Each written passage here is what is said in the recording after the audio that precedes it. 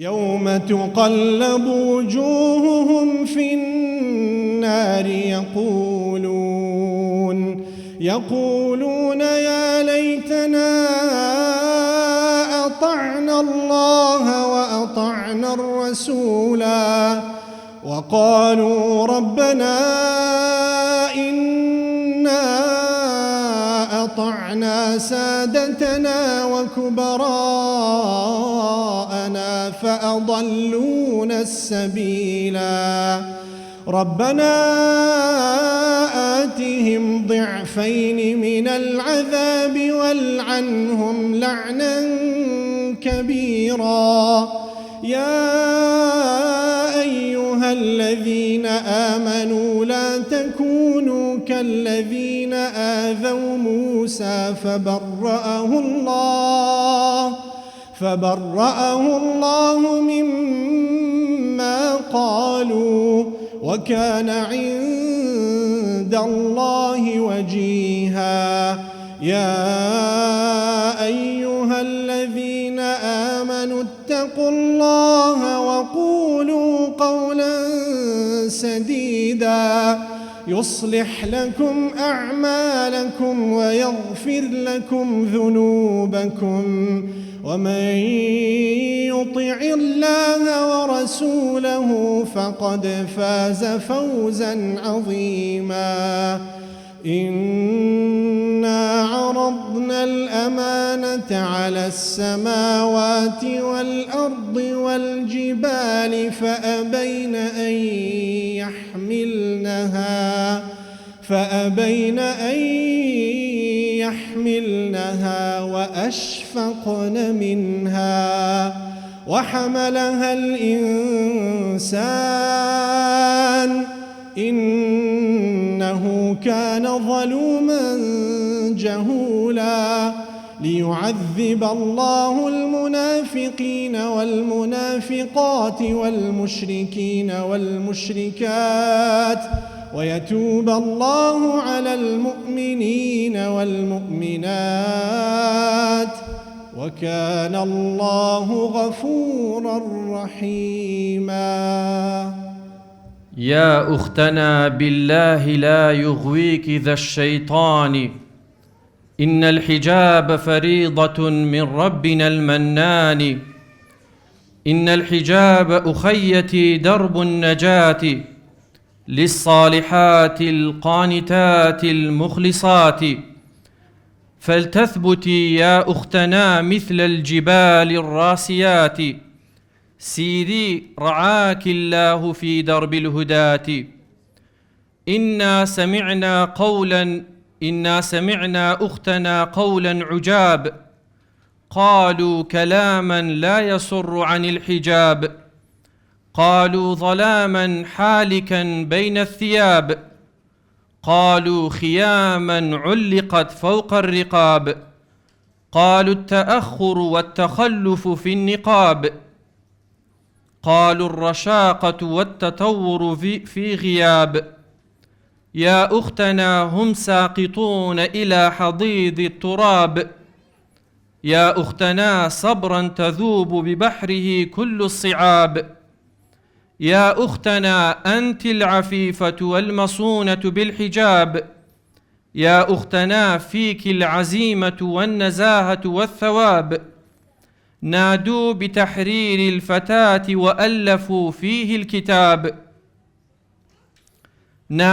بتحرير الفتاة وألفوا فيه الكتاب رسموا طريقا للتبرج لا يضيعه الشباب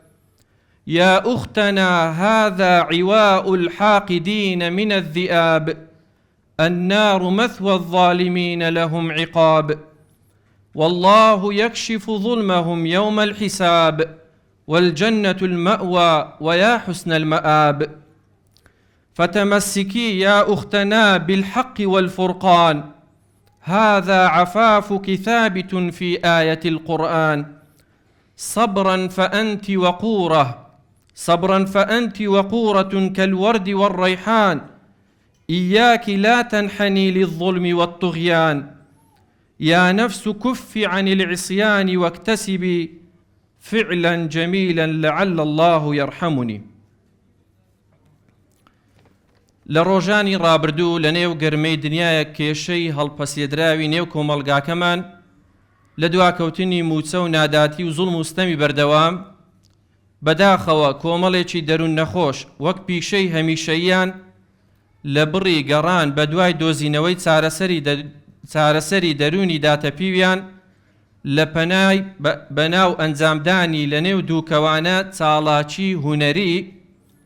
بێشەرمانە و بێحسابکردن بۆ هەست و شعوری مسلمانانی ڕەسەنی کۆمەڵگاکەمان هەڵدەستن بە بێڕێزیکردن بە دروشمە جوان و سەنجینەکانی ئاینی پیرۆزی ئیسلام لە سۆنگەی بەرپرسیارەتی و وەک بەرپەرزدانەوەیەک بۆ ئەم کارە نەخوازراوە بەڕێوەبەرایەتی ڕۆشنبیری نووسینگەی دەستگای نووری حیکمە هەڵدەستێت بە سازدانی ئێوارە پانێڵێکی زانستی لەژێر ناونیشانی شکۆی باڵاپۆشی بۆ هەر یەک لە مامۆستایانی خۆشەویست و زێدە ئازیزی شارەکانمان بەڕێزان دکتۆر شێرزاد عەبدولوەهاب لەژێر ناونیشانی زیانەکانی پابەندنەبوونی خانمان بە باڵاپۆشی بەڕێز دکتۆر عەبدوڵڵا حەداد لەژێر ناونیشانی باڵاپۆشی لە قورئان و فەرمودەدا. لێرەوە بەناوی خۆمان و سەرجەم ئەندامانی نووسینگەی دەستگای نووری حیکمە بە خێرهاتنی گەرمی هەموو لایەکتان دەکەین و داواکارین لە خوای گەورە پاداشتی ئامادەبوونتان بداتەوە و ئەو کۆبوونەوەمان بۆ بکات بە مەجلیسی زیکر. دواتریش بەناوی خۆمان و سەرجەم ئامادەبووان بە خێرهاتنی تایبەتی هەردوو مامۆستای بەڕێز و خۆشەویست دەکەین و ڕێز دەگرین لە وەڵامدانەوەی داواکاریەکەمان بۆ پێشکەشکردنی بابەتەکانیان. داوا لە هەردوو مامۆستای بەڕێز دەکەین بفەرمون بۆ سەرسەکۆی هۆڵەکە بۆ پێشکەشکردنی بابەتەکانیان. دووبارە بە خێراتنی هەردوو مامۆستای بەڕێز دەکەین خوای گەورە ئەجر و پاداشتیان بداتەوە. دەچینە خزمەت پێشکەشکردنی یەکەم بابەت کە لەلایەن بەڕێز بانگخواز دکتۆر شێرزاد عەبدولوەهاب پێشکەش دەکرێت لەژێر ناونیشانی زیانەکانی پابەندنەبوونی خانمان بە باڵاپۆشی. با بەڕێزیان بفەرمون. بە ناوی خودای بەخشندەی میهرەبان ملیارەها ملیار حەمد و سەنا و سپاس و ستایش بۆ ذاتی پاچی ئەڵڵاه کە خاوەنی هەموو ناز و نەعمەتەکانە. درود و سەڵات و سەلام برژێ بەسەر جانی پاچی پێشەوامان نوری چاو و تاجی سەرمان محەممەد المستەفا صلی الله عليه وسلم و لەسەر یار و یاوەرانی و لەسەر شوێن کەوتوانی تا ڕۆژی دوایی. سلام علیکم و رحمة الله و بەرەکاتوه. پێشەشی دەستخۆشێکی گەرم لە برایانی نوری حیکمە دەکەم کە ئەم ئێوارە کۆڕەیان سازدا خوای گەورە جەزای خێریان بداتەوە، خوای گەورە دەست بە باڵایان وە بگری کارەکانیان شاءڵڵا جێی سەواب و جێی ئەوەیە کە خوای گەورە لەیان قبول بکە. و بە خێراتنی هەموو خوشکان و برایانی بەڕێزیشم دەکەم یاخوا بەخێر بێن سەر و سەرچاوانمان. ئەگەر چی بێئەدەبیە ئەمن بەڕاستی لە خزمەت برای عەزیز و خۆشەویستم مامۆستا دکتۆر عەبدوڵڵا ئەمن بە پێشی کەوم، بەڵام ئەو برایە ئەوها تەرتیبەکەی دانە ئەگەنە بەخوا بە حوبی دڵ حەزم لە کرد ئەوە زاری دەست پێ بکاتن. تەبان ئەو ناونیشانەی من ناونیشانێکی بەڕێ زەق و ناخۆش و سەیر و سەمەرەیە بەڕاستی زیانەکانی دانەپۆشینی باڵەپۆشی خانمان. تەبان پێش ئەوەی ئەمن دەخاڵی باز دەکەم، دەزەرەری باز دەکەم هەرچەندە زیاتریشە، بەڵام ئەو مدەی کە لە بۆ من دانراوە 20 دقەیە دەبێت لەو 20 دقەی ئەمن ئەوەی کە دەمهەوێ بەڕاستی بۆ ئێوەی بەڕێز باز بکەم.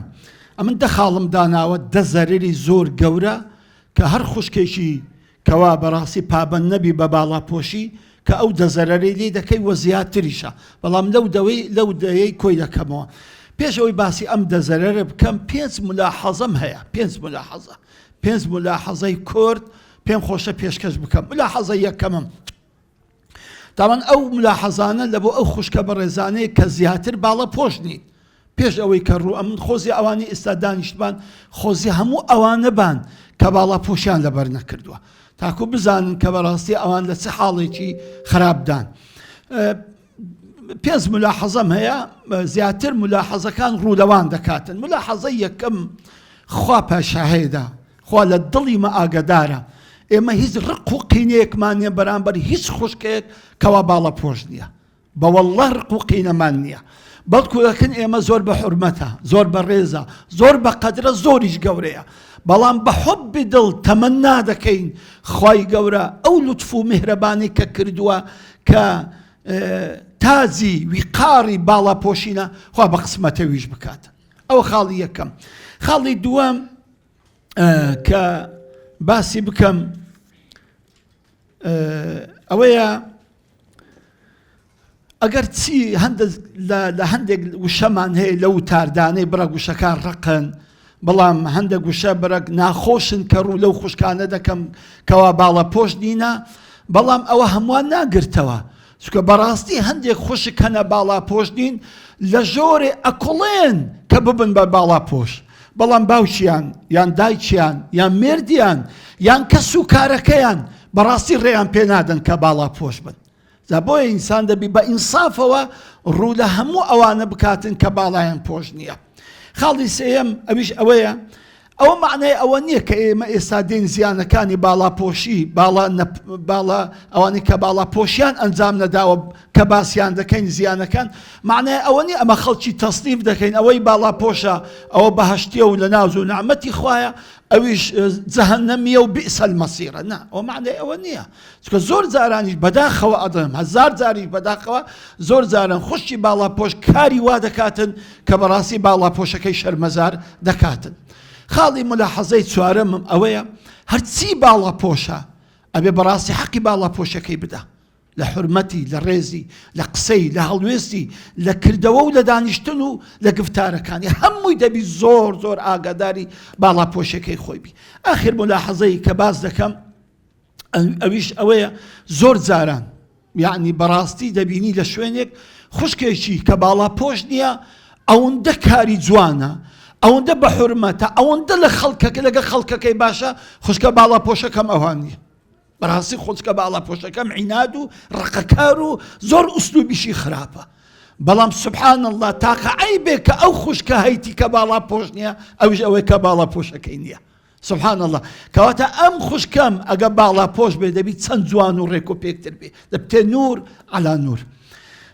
جا بۆیە بەڕاستی ئەمن کاتێک کە ڕوو لەو خوشکانە دەکەم کە باڵاپۆش نین چکە دوای جێیان لێ دەبێتەوە زۆر بە ئینسافەوە قسەیان لەگەر دەکەم زۆر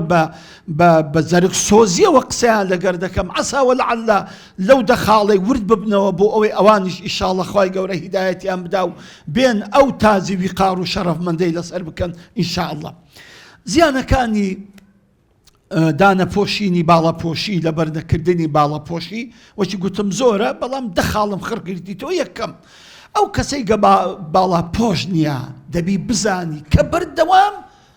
لە مەعسیەتی خوایە کە ئەوە زۆر زۆر خەتەرە ئیبن عەباس دەفەرمی ڕەزا و ڕەحمەتی خوا لێبی دەفەرمی ئەی ئەو کەسەیە کە گوناح دەکەی دڵخۆشیت بە گوناحەکەت لە گوناحەکەت گەورەترە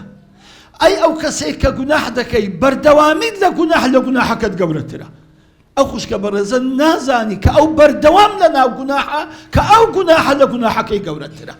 وەلەم یوسروا عەلا ما فعلوا خوای گەورە بۆ خۆی باسی کاتێک کە باسی گوناحباران دەکا خاڵێکی بازەکە دەفەرمێ وەلەم یوسروا عەلا ما فعلوا کەواتە ئیسرار لەسەر گوناحێکی تکەیە و ئێمە هەستیشی پێ ناکەین کەواتە ئەو کەسەی باڵاپۆش نییە بەڕاستی دەبێ بزانی بەردەوام لە ناو عیسیانی خوای گەورەیە بەردەوام لە ناو بێئەمری خوا و پێغەمبەری خوایە جەلە وەعەلا ئەوە خاڵی یەکەم کە زەرەرێکی زۆر زۆر گەورەیە خاڵی دووەم لە زەرەرەکانی دانەپۆشینی باڵاپۆشی خانمان ئەوەیە کە بەڕاستی شکاندنی شکۆ و حورمەتە بەینی خۆی و خوای ئەخە ئینسان لەگە خوای دەبی بەڕاستی شەرمەکە بی يعني بەڕاستی ئینسان دەبی شەرمەکە بی لە خوای گەورە ئەخە سەحابەیەکی پێغەمبەری خوا عەلەیهی سەڵات وەسەلام پێغەمبەر ئادابی ئەوەی فێردەکردن ئەگە چوونە شوێنێک قەزای حاجەتی خۆتان کرد خۆتان جوان داپۆشن سەحابەک فەرمی یا ڕەسوول الله ئەدی چۆل بوو شوێنەکە فەرمی فالله ئەحەق ئەن یوستەحی يعني خوای گەورە زۆر لەوە گەورەترە زۆر لەوە مستحەقترە کە ئینسان شەرمی لێ بکە بەڕاستی ئەو خوشکە بەڕێزێک کە باڵا پۆش نییە یعنی بەڕاستی نازانم ئەو کو ئەو شەرمەدای ناگری بەرامبەر خۆی خوای جا هەندێکیشیان لەو خوشکە بەڕێزانە کە باڵا پۆش نین بەدینیشن وەڵڵا شەو نوێژ دەکەن وەڵڵا قورئان دەخوێنن وەڵڵا زۆر ملتەزمیشن بەدین بەس بەداخەوە نازانم ئەم شەرمە کو نایان گرێتن کە توانیتی ئەم شەرم و شکۆیە بینی خۆی و بینی خوای گەورە بشێنیتن خوای گەورە لە هەموو کەسێک ئەولاترە کە ئینسانەکان شەرمی لێ بکەن کەواتە ئەمە خاڵێکی زۆر گەورەیە ها شکانی شەرم و شکۆ و حەیا بینی ئینسان و بینی عەبدی کوڕە زۆر کە تاوانێکی گەورەیە زۆر تاوانێکی گەورەیە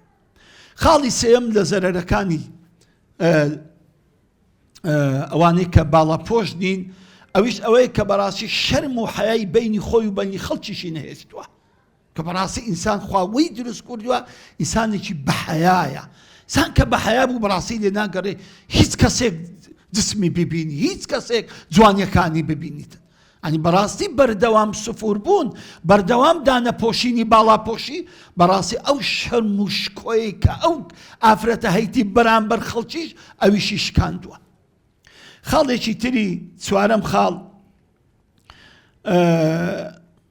لە زەرەرەکانی دانەپۆشینی باڵاپۆشی ئەوەیە کە بەڕاستی بەسای ئەم ئافرەتەی بەسای ئەو خانمەی کە باڵاپۆش نییە بەڕاستی خەڵکی تووشی گوناح دەکا و بە تایبەتی گەنجەکان تووشی گوناح دەکا کە پێی دەڵێن زینە نەظەر وەکو پێغەمبەری خوا دەفەرمی صلی الله عليه وسلم ئەنی بەڕاستی کەس ینی گەنج هەبووە وەڵڵاهی تووشی زینای بۆ بە نەزەرێک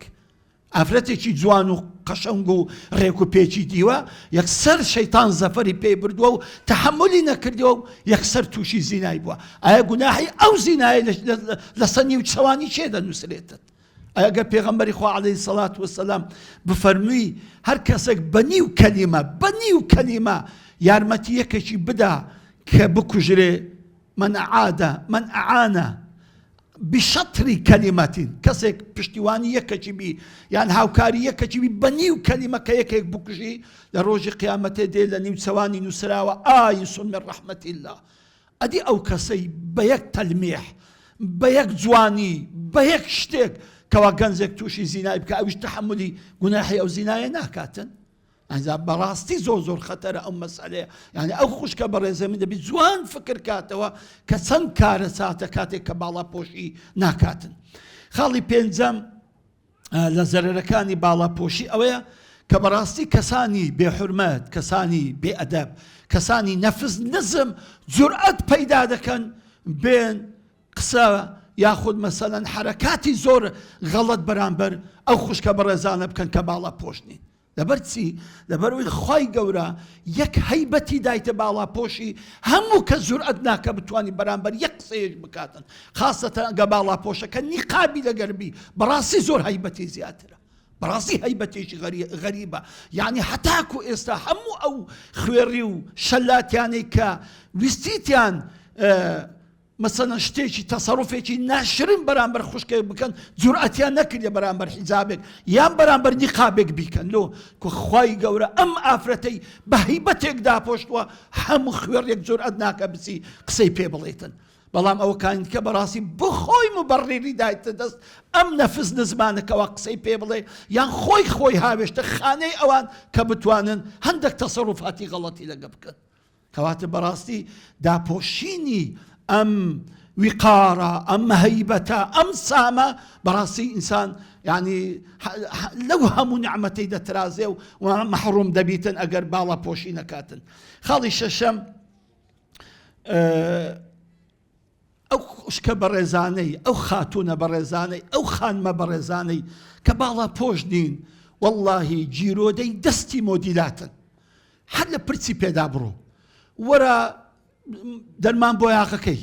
ئەو زاوەرە شکلی کەپولێوی ئەو زاوەرە نینۆچی ئەو زاوەرە جانتای ئەو زاوەرە زلچی ئەو زاوەرە پێراوی هەر بە هیلاکیان بردووە وەڵڵا ئەو مۆدیلاتانە بە هیلاکیان بردووە بە حەقی قورئان جلدێک دەکات جلدێک ئەو جلدکە مودەی زەمانی یەک مانگە دوای دەسووتێتەوە عیبە لەو جێژنەی لۆ جێژنی کە نەفسی جلچی لەبەرکە پێی شەرمە لەو مناسەبە نەفسی جلچی لەبەرکە و لەو مناسەبەت کشتیوان نییە لەبەرەوەی ئەو کەسانەی کە سەرپەرشتی ئەو مۆدیلاتان دەکەن دەزانە ئەرباحێکی خەیاڵی تێدایە لە عەقڵی ئەو ئافرەتانە کە بەم شێوە کە گەمەی پێ دەکەن. هیلاچیان بردیە وەڵڵا بە مۆدیلات، وەڵڵا فەوتاندیتیان بە مۆدیلات، وەچی پێناوی دووبارەکەن لە تۆقی سەری هەتا بنی پێی ئەم ئافرەتە هەر مەسرەفکردن و هەر بە دوای مۆدیلات دەگەڕێت. بەڕاستی ئەمەش ماندیبوونێکی زۆرە، خەرجیەکی زۆرە، خەسارەتێکی زۆرە. خاڵێکی تر لە هەفتەمین خاڵ بەڕاستی ئەوانەی کەوا باڵاپۆش نین، نەفس نزمەکان، ئەوانەی کە دەیانەوێ کاڵای لە بۆ باڵای خۆیان دروستکەن یان بازاری لە بۆ کاڵاکانی خۆیان دروستکەن بەو ئافرەتانە دەکەن کەوە باڵاپۆش نین. ئەوانە بازاری هەرچی شتی کەم و کورتیانێت توخە مەعزوو تەماتەی ئەوەیەت و ڕسمی ئافرەتی لەسەر بدەیت. ئەخە سابوونەک چییە و ڕسمی ئافرەتی لەسەر دەدەیت؟ یان شتی وانێت بۆ هەموو شتت ئیلا ڕسمی ئافرەتەکی بۆ بزدە لە ڕسمی پیاوەکی لێ نادەی ئیلا دەی ئافرەتێکی کە باڵا پۆشنە لێی دەدەیت لۆ ئەوەی ڕەواز بدەیتە ئیشەکەت. کەواتە بەڕاستی ئەو کەسانی کەوە بازاری خۆیان خۆش دەکەن بە کاڵاکانی خۆیان هەموو ئەو خوشکە بەڕێزانە کە باڵا پۆش نین ئەوان دەکەن بە سەرفکردنی بیڤاع و شتی خۆیان. خاڵی هەشتەم لە زەرەرەکانی ئەوانی کە باڵا نەپۆشن، باڵا پۆشیان نەکردووە هەتا ئێستا بەڕاستی لە زەواجیشدا تاخیر دەبن. لەبەرەوەی یعنی کەمترین ئینسان بینە کە ساقید بی وەڵڵاهی حەزی لێ نییە ئافرەتەکەی سفور بی، حەزی لێ نییە. چکە دەبەرەوەی دایکی منداڵەکانیتی حەزی لێ حیزابی، حەزی لێ بە ئەدەب و بە حەیابی لۆچکۆ حسابی ناموس دەکاتن. دێکەواتە حتا ئەو خوشکە بەڕێزەی کە باڵای کە هێشتان باڵا پۆشی نەکردووە بەڕاستی زەوازی زۆر تاخیرترە لەوە ئەو خوشکانەی کە باڵا پۆشن. الحەمدولillah ئەوانەی کە باڵا پۆشن خەڵک بۆ خۆیان تاڵیبینە و زیاتر دەستنە داخوازیان و داوایان دەکەن. کەواتە حتا هۆکارێک لە دواکەوتنی زەوازیشیان هەر ئەو نەپۆشینی باڵا پۆشیەیە. خاڵی نۆیەم ئەوەیە هەرچی ئەو جەریمانەی ڕوو دەدەن، ئەو جەریمانە و ئەو کارە ساتە دڵتەزێنانەی کە ڕوو دەدەن هەمووی تەمەشاکە ئافرەتێکی تێدایە کە ئەو ئافرەتە باڵا پۆش نییە. سبحان الله تەمەشا ئەو هەموو جەریمانەکەن کە ڕوو دەدەن لە تەلڤیزۆنی لە سۆسیال میدیا کە ئەو کارە ساتانە ڕوو دەدا ئەندامێک لەو ناو ئەو جەریمەیە ئەو خوشکە بەڕێزەیە کە باڵا پۆش نییە. سبحان الله الحەمدولillah هەتا دەتوانم 99 ئەوانەی کە باڵا پۆشن خواوەی کردە دوورکەونەوە لە هەموو کارە ساتێک و لە هەموو جەریمەیەکدا. خاڵی ئاخیری ئەویش ئەوەیە کە بەڕاستی ئەو خوشکە بەڕێزەی کە بەردەوام بە سوفوری دەگەڕێ و دەسوڕێ و بەردەوام لە عیسیانی خوایە دەبی معەڕەز بی هەر کاتێک خوا غەزەبی لێ بگری. بەڕاستی هەر کاتێک مەعسیە زۆر بوو و جەهری بە مەعسیەتەکە کرد، مەعسیەتەکەی بە ئاشکرا و بە بێمنەت کرد و خەڵکیش دوعات و مامۆستایانیش بەڕاستی حەوڵیان نەدا کە ئەو مەعسیەتە لا ببەن ئەو میلەتە ئەم کۆمەلگایە بەڕاستی بەسای ئەم سوفورانە معەڕەزن کە خوای گەورە بە هیلاکیان ببە. وإذا أردنا أن نهلك قرية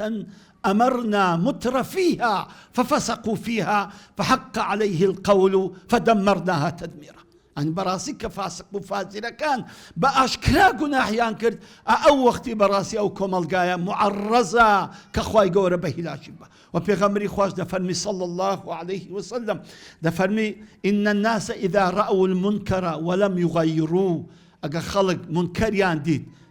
أو براسي لسفوري منكر ترنية ئەگە منکەریان دی نەیان گۆڕی ئەوە یوشەکو نێزیکە کە خوای گەورە بە عیقابی خۆی ئەو میلەتە ببات.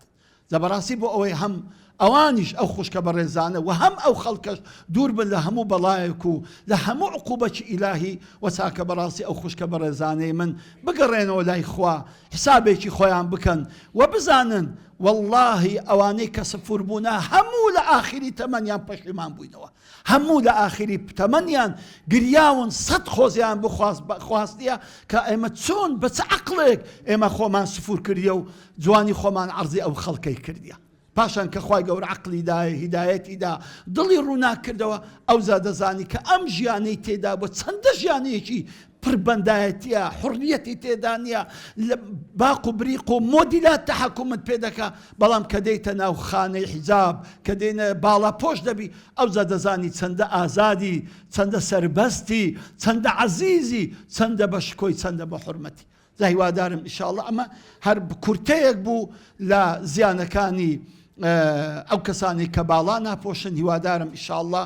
بە دڵ گوێم لێ ڕابگرن عسى ولعل خوای گەورە ئەم خوشکانە بەڕێزەش هیدایەت بدا و شەرەف مندیان بکە بەو حیجابەی کە حەزرەتی خەدیجە و فاتمە و هەموو ئافرەتی مسلمانە صالحەکان لەبەریان کردووە وصلی الله على محمد وعلى آله وصحبه وسلم والسلام عليكم ورحمة الله وبركاته. وعليكم السلام ورحمة الله وبركاته.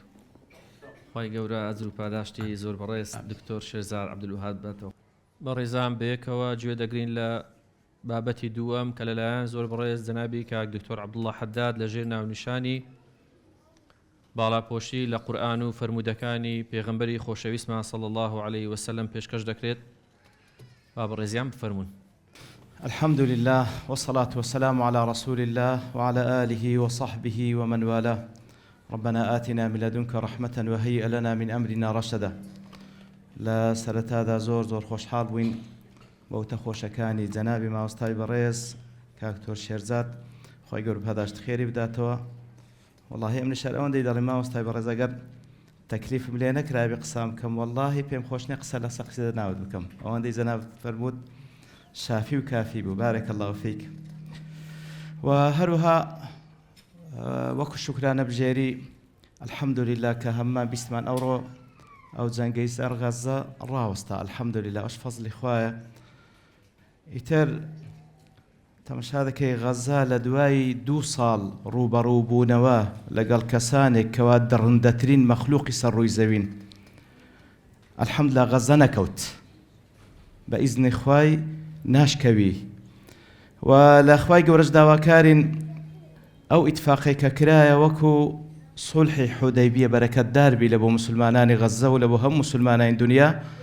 و لە خوای گەورەش داواکارین وەکو صلحی حودەیبیە کە ئەو فەتحی مەکەی لە دوادا هات ئەوە فەتحی بەیت المەقدیسی لە دوادا بێ بإذن الله. لە زەمەنی خلافەتی ئیمامی عومەر خوای لێ ڕازی بی معلومە کە بەیت المەقدیس ئازاد کرا. لەو کاتێک کە ئیمامی عومەر بەرەو بەیت المەقدیس دەڕواتن لەو ئەوەی کەوا تەسلیمی بکرێ ئیتر بە هاوڕێتی چەند سەحابیەک لەوانە ئەبو عوبەیدە دەفەرمی لە ڕێگادا قەدەری خواوا بوو گەیشتنە گۆمە ئاوێک ئیمامی عومەر خوای لێ ڕازی بی کەوا بە وشترێک بوو لەسەر پشتی وشترەکەیدا بەزی و خوفەکانی کە لە پێی بوو لە پێی کردەوە و بە دەستێک لەسەر شانی خۆیدانا بە دەستەکەی تریش جڵەوی وشترەکەی ڕادەچێشا بەناو ئاوەکەدا ڕۆی بپەڕیتەوە. ئەبو عوبەیدە خوای لێ ڕازی بی فەرمووی یا ئەمیرە المؤمنین دیارە نزیکیش بووینە لە بەیت المەقدیس کەوا خەڵک لە پێشوازیان دابی پێم خۆش نییە خەڵک ئەوها بتبینی بە حسابات یعنی ئیمامی عومەر دەفەرمی لو يقول ذا غيرك أبا عبيدة لو يقول ذا غيرك أبا عبيدة لجعلته نكالا لأمة محمد صلى الله عليه وسلم.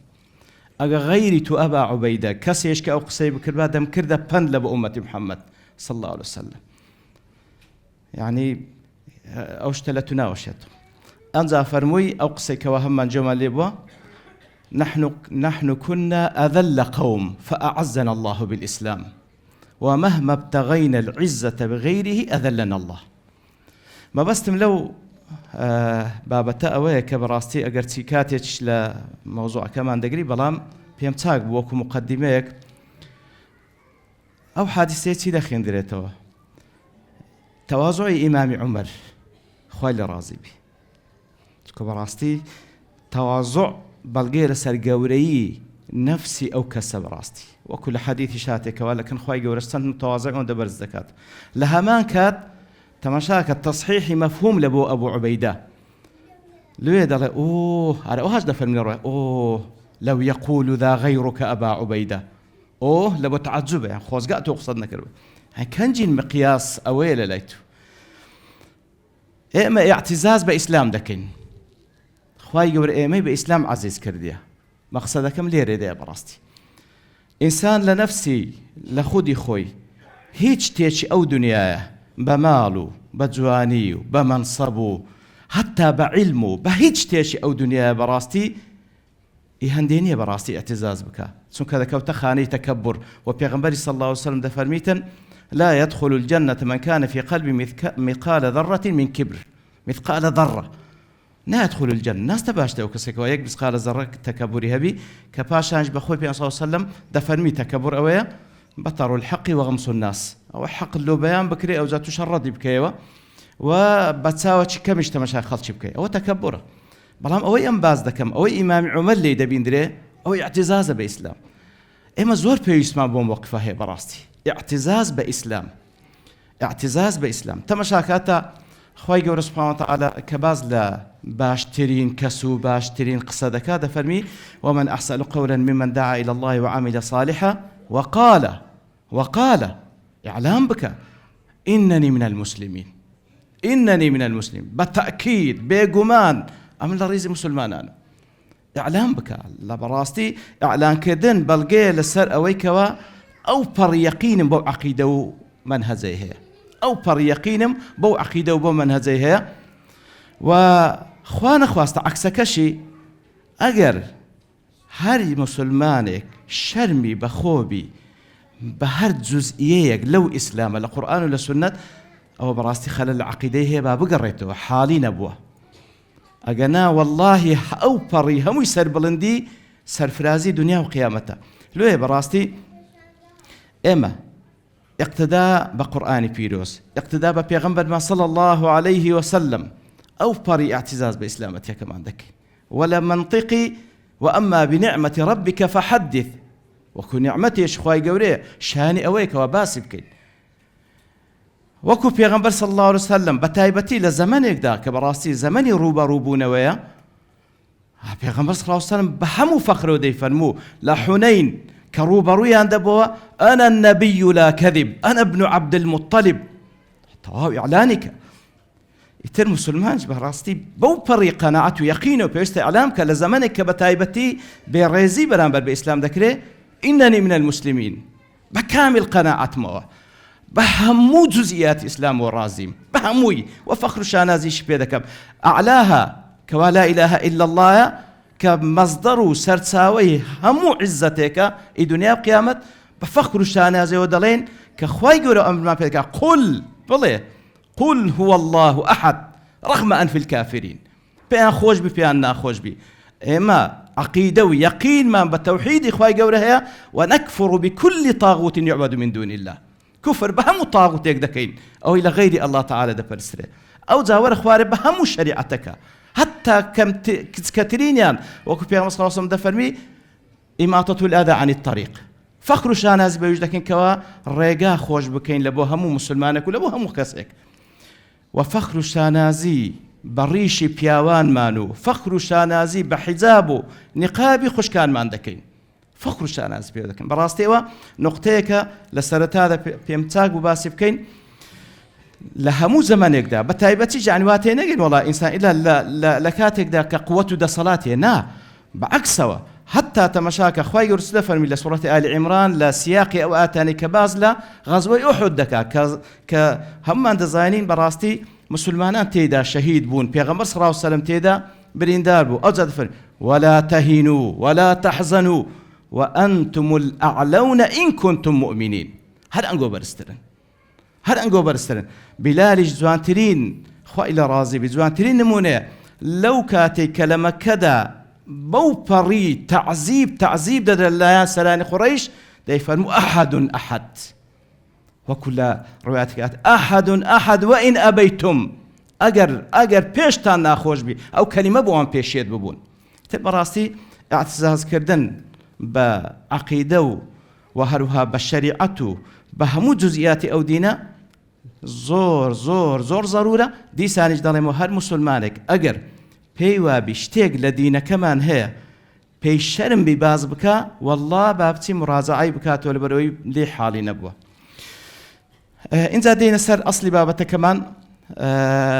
مسألة حجاب لقرآن بيروس بۆی دەست پێ دەکەم لە سوورەتی ئەلئاعراف رب العالمین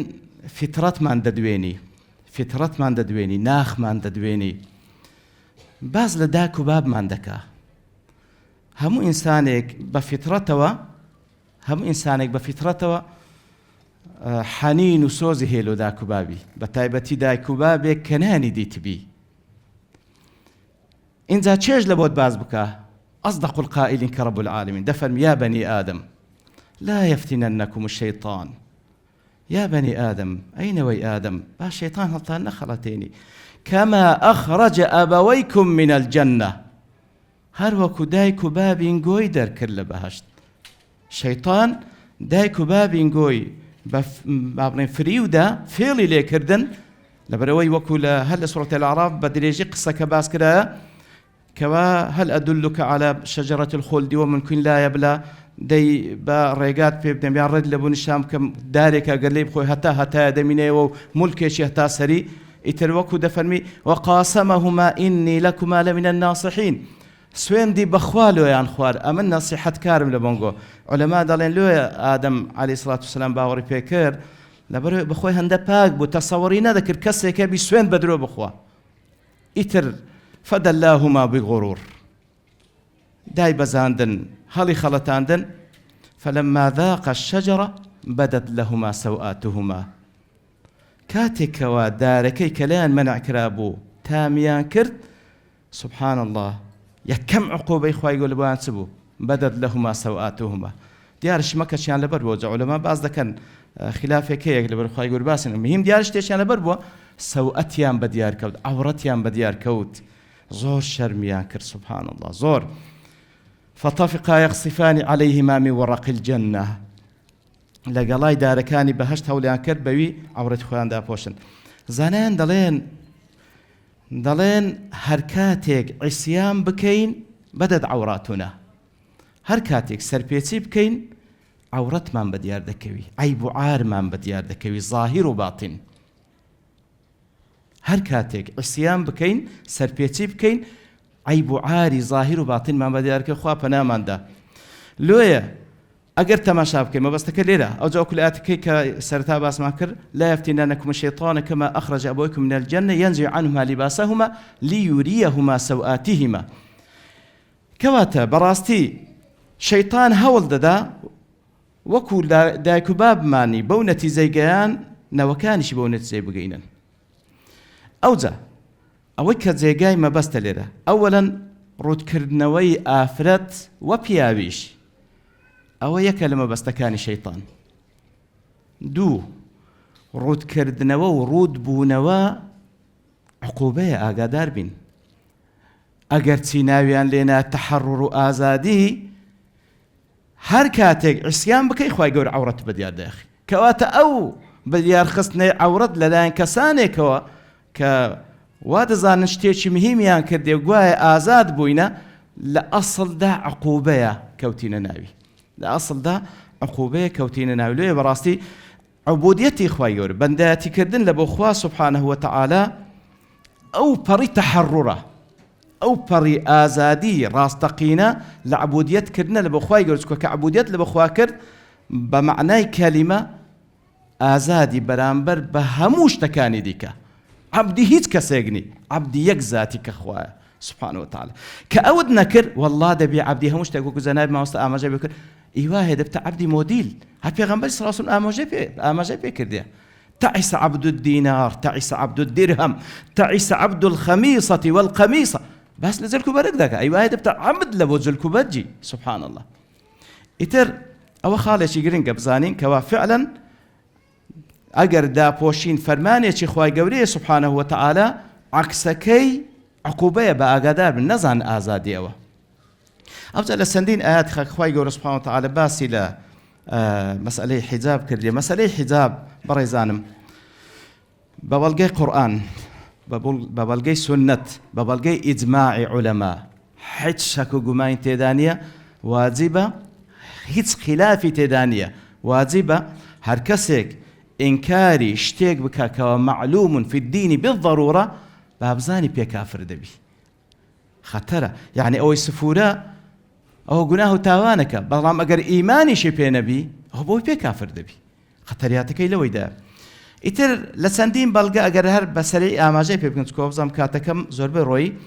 خۆی گەورە سبحانه وتعالى لسورة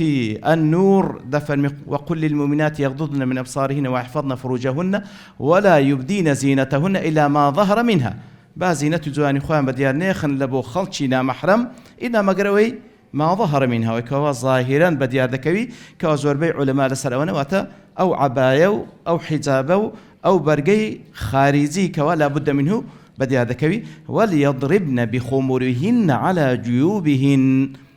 واتا او رفتي كلا سريانا بداي بزين جيوب واتا بابلين جيبي قميصكي ياخذ او الى بريتي اتر همو او شتاني كواسين جداد بوشي ملي داد بوشي جي داد بوشي علماء بالضبط بعدين او خماري سري با همو لا شيء دا بوشي سينجي وبتايبتي او ذا حتى خوارش حتى لكوتايات كذا ولا يضربن بارجلهن ليعلم ما يخفين من زينتهن تمشاك ئاگادار بن ئەو ئافرەتانی کەوا پێشترێ خەلخال هەبووە لە پێیان دەکرد نازم ئێستاش هەیەیانە نابی پێ ئاوا لە ئاردی بدا یان پێەکانی بێکدا بدا کاتێکەوە لە خارجی ماڵی خۆی دەڕوا تاکو پیاوانێک جۆیان لە دەنجی خەلخالەکەی پێیبی چونکە ئەوەش تەسیری هەیە لەسەر پیاوان کەواتە تەماشاکە ئەن خوای گەورە چەند عەجیب دەیەوێ بیان پارێزی وهو على سورة الأحزاب خواهي قول دفن يا أيها النبي قل لأزواجك وخيزانك كانت بله وبناتك وكتكانت ونساء المؤمنين وبخيزان إيمان داران جبله وكزانان دفن ونساء المؤمنين وتخيزان كان كتكان خشيان دايشيان حتى علماء ضل ونساء المؤمنين أو آفلتيك ونصرانية يعني يهودية ميدي ببياوش مسلمان كرديك وزائزة أجر عفيفة بي طبعا باك بي لو حالتي أويش أجر تنبت مسلمانش دبي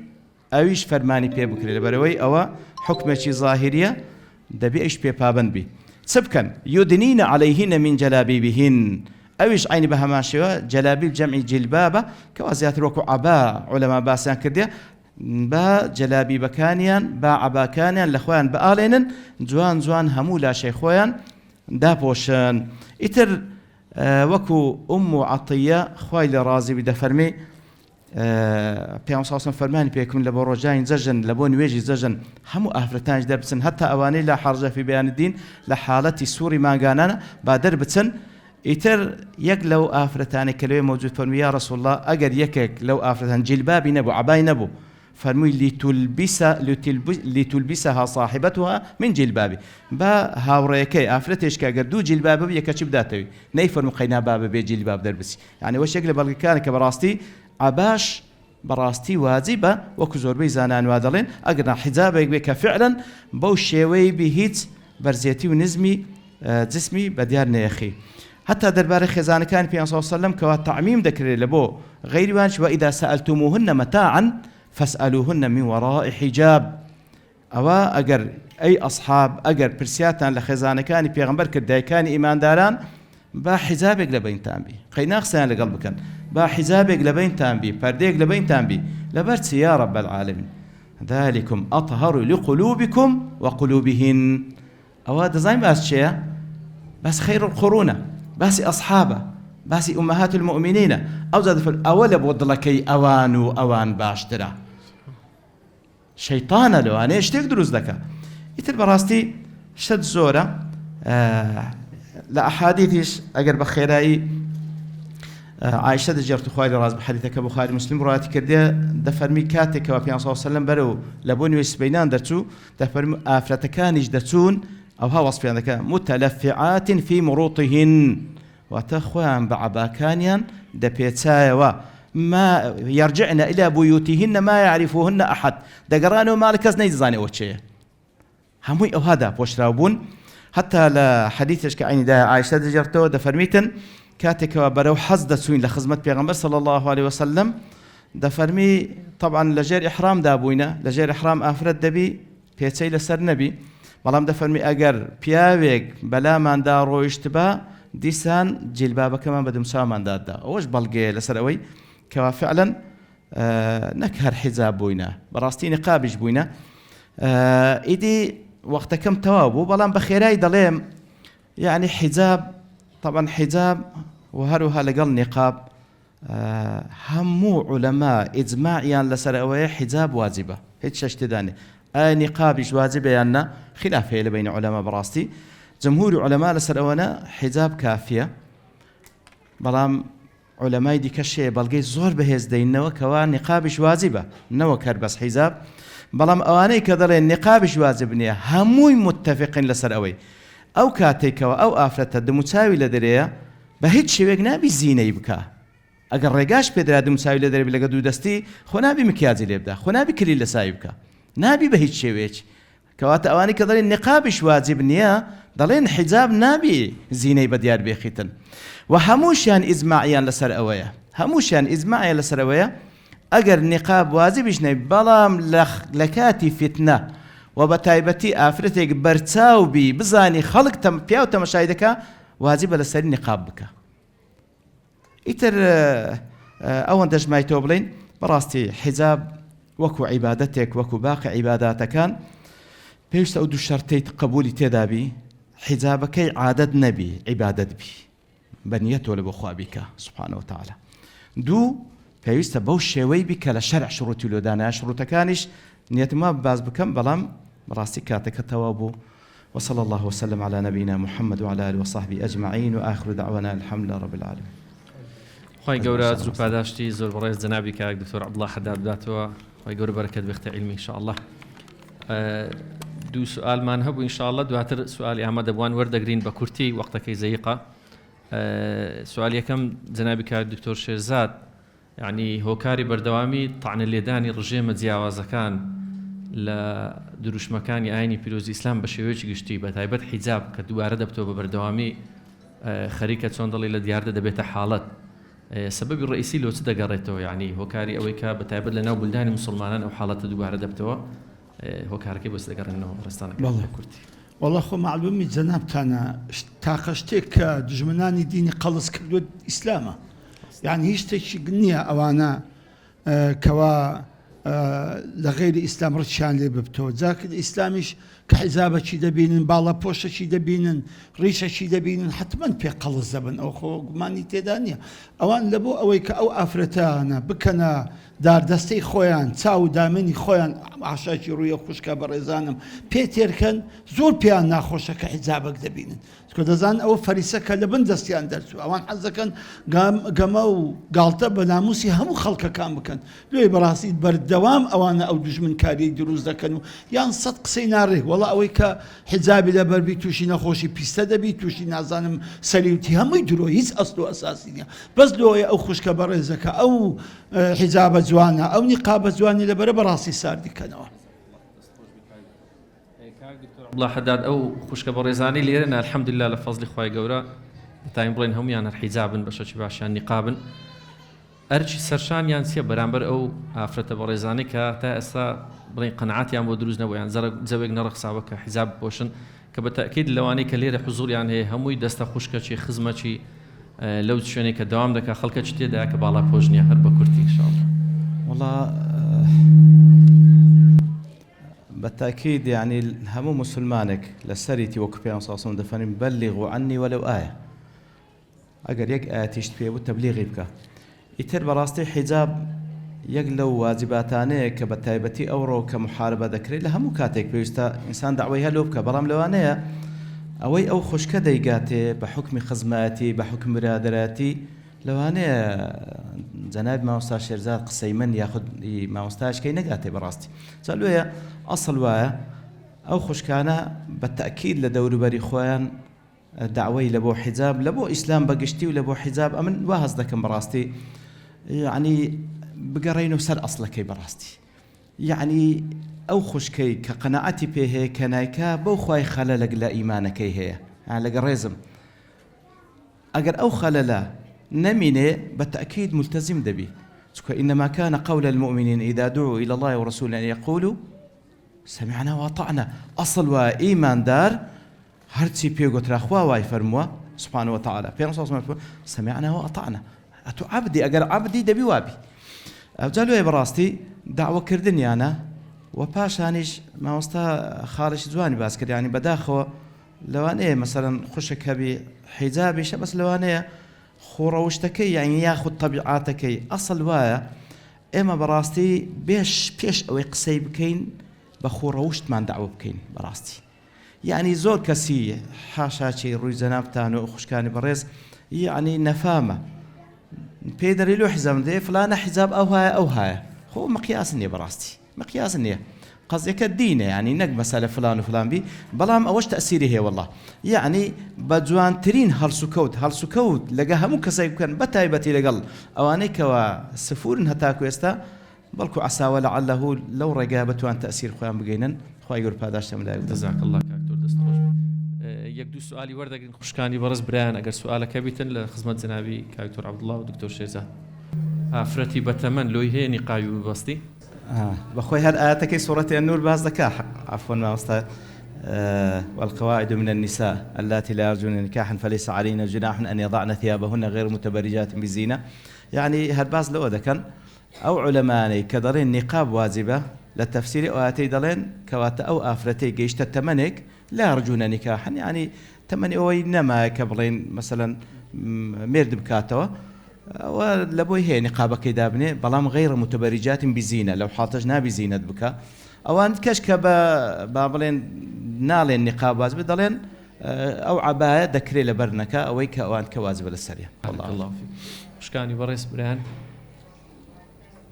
دستي هم لا تخوش بي إن شاء الله هموان المحاضرة كان سنة